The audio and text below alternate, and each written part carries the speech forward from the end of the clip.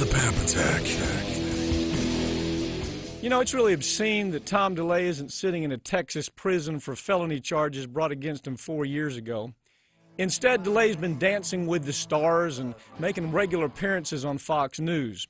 In those latest talking head appearances, Tiny Tom, I think he's about 5'4", has been telling us that Republicans should fight aggressively to make sure that unemployed Americans don't get unemployment benefits.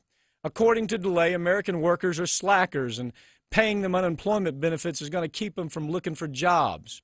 There is an argument to be made that these extensions of this unemployment benefits keeps people from going and finding jobs. DeLay's lined up an entire cabal of GOP cretins like Republican Dean Heller from Nevada and Steve King from Iowa, who've expressed their opinion that lazy, shiftless American workers are so thrilled to receive their unemployment checks that they have no incentive to look for work.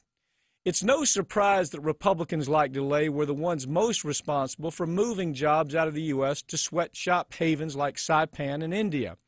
In fact, the little runt actually helped American corporations get tax breaks for outsourcing jobs.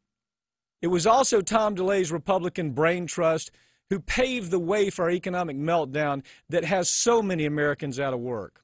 The DeLay, Heller, and King GOP crowd helped create an economy where there are 6 applicants for every 1 job available.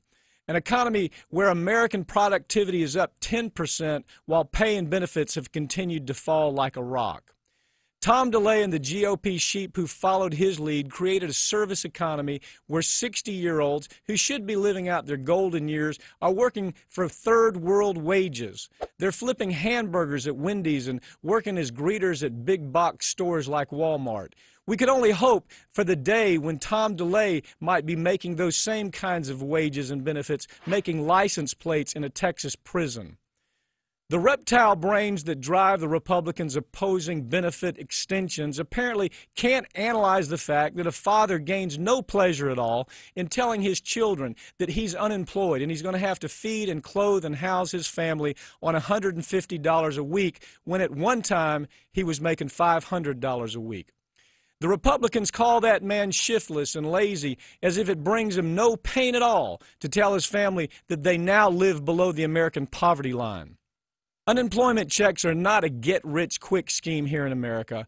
The Republicans who want to create a narrative of the deadbeat American worker hustling taxpayers need a reality check that reminds them that most politicos have lived for decades with taxpayers paying for their way of life, their salary, their health care, their pensions. Those politicians want to think of themselves as living in some rarefied air where they serve as true public servants. It's as if they're unaware of the fact that they've morphed into neocon political hacks who are nothing more than wards of the state. That state that's paying their salary and their benefits rarely gets anything in exchange.